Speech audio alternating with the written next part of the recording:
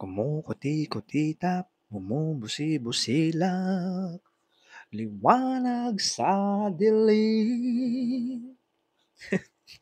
Napakanta na at may pailaw tayo from AdSense. Tama. Kinita natin to sa YouTube. At habang nag-install tayo, sasagutin natin ang mga katanungan ng ating mga kaibigan. Siyempre, ang dami nagtatanong, sagutin na natin din sa YouTube. Paano daw ako na-monetize? Malaki daw ba ang kitaan?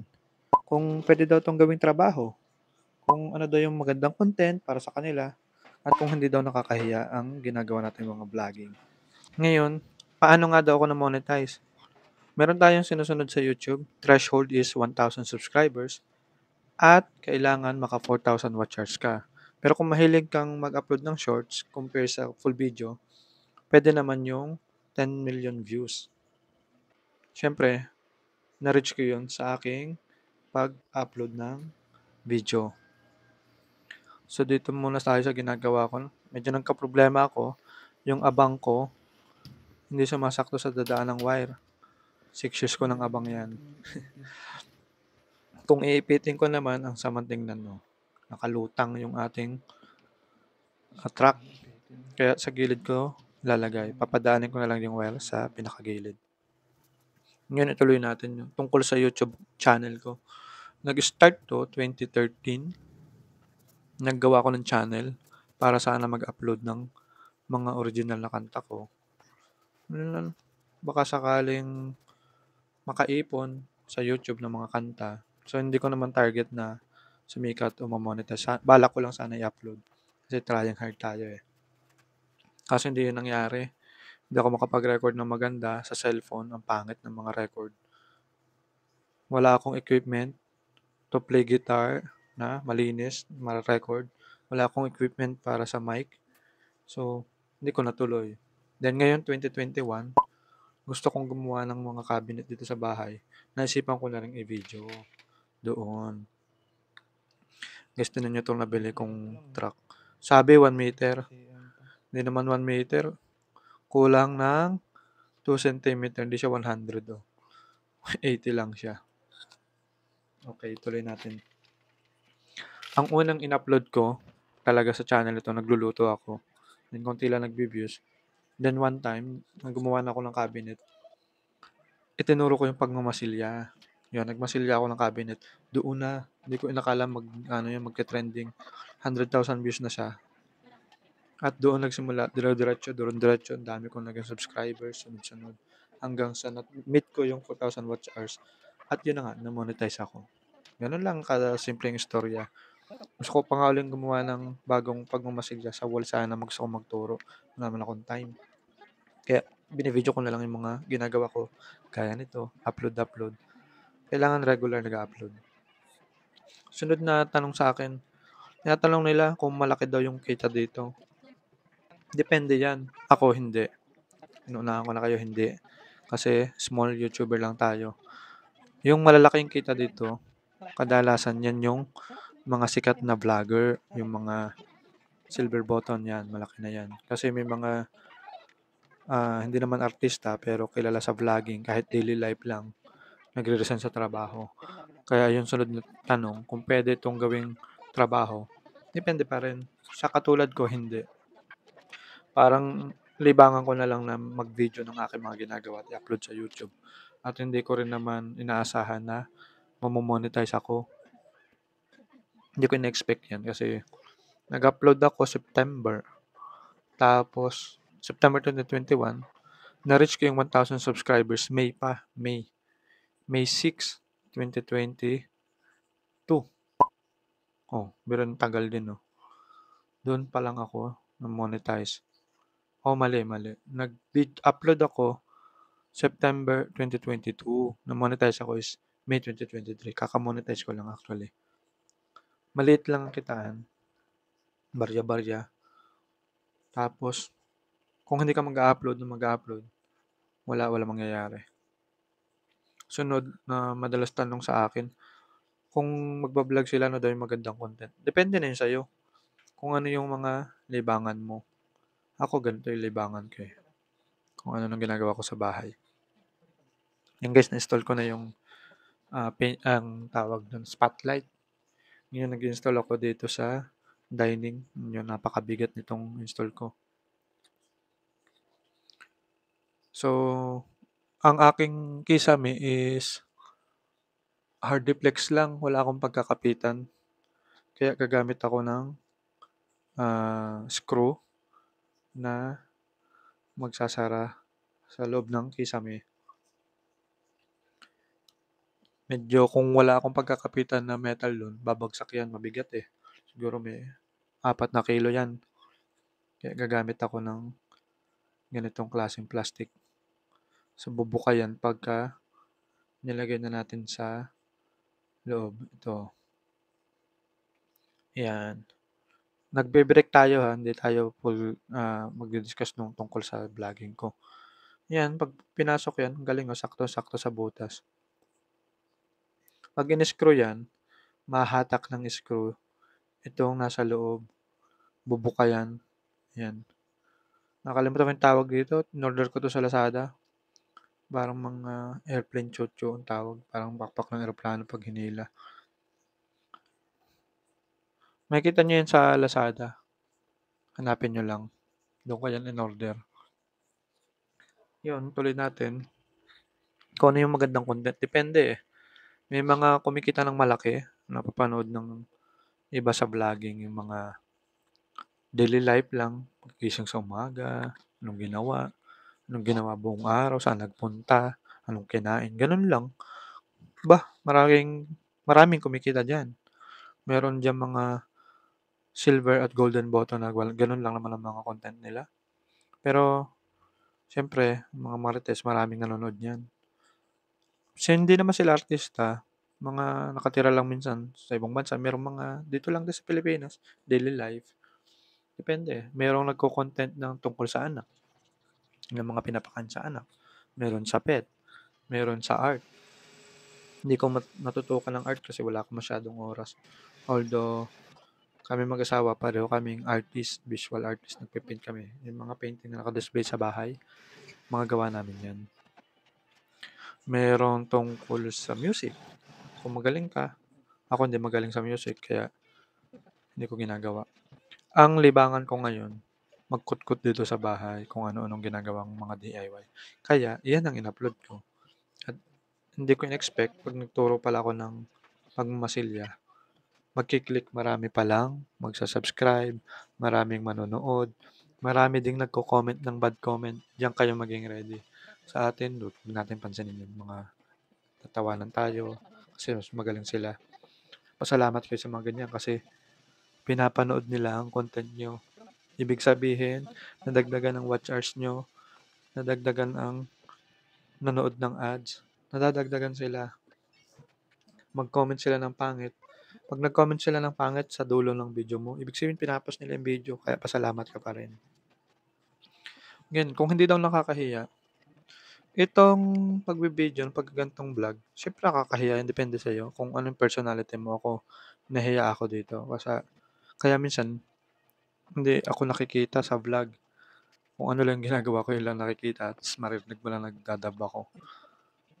Bihirang-bihira yung video ko na makikita mo yung mukha ko na nagsasalita. Hindi ko rin kaya mag-vlog sa public. Hindi ko kaya mag-video sa public. Yung nakakatawa. Medyo marami tayong kalokohan. Hindi ko kaya na i-video natin, gagawin nating vlog. Hindi ako ganun. Tapos, kakusapin ko yung mga tao na naka-vlog, hindi. Ganito lang yung vlog ko. Kung may manood, di manood. Kung walang manood, adi walang manood. Kasi hindi ko naman talaga intention na ma-monetize before. Parang, tinry ko lang na gawin, video ang aking mga ginagawa.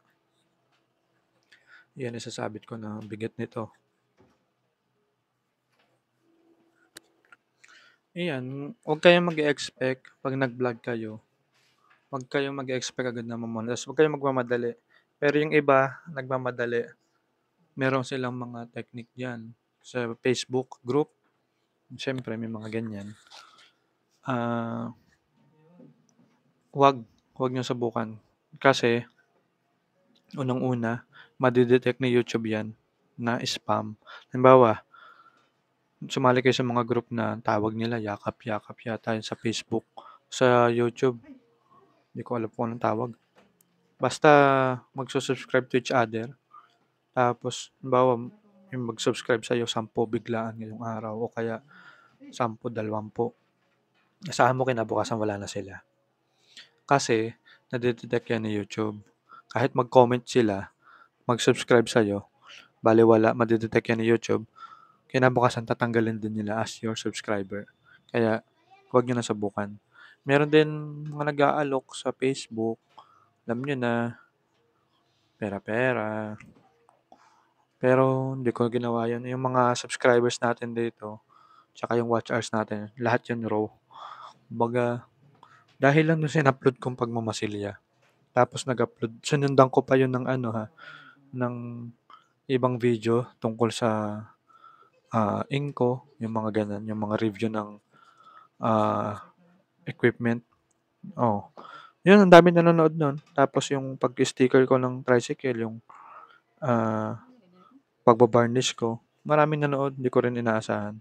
Pero wala akong time ngayon gumawa ng mga cabinet kasi busy sa trabaho. Sunday lang ang minsan ng pahinga ko, kaya hindi na ako makapag-vlog ulit ng ganun. Kaya binablog ko ngayon, kung mapapansin nyo, hindi nakaparoon ng dati. Kung ano na lang yung nagagawa ko sa bahay. Tapos ang dami kong video na for editing. Ang dami ko pang for cooking, yung mga cooking ko pala. Kasi yun naman talaga dapat ang channel ko. Hanggang sa naisipan kong gawing The Accountantero. Dati Inadyanes lang yan. Tapos ginawa kong The Accountantero kasi yun nga, accountant tayo. Tapos gumagawa tayong cabinet.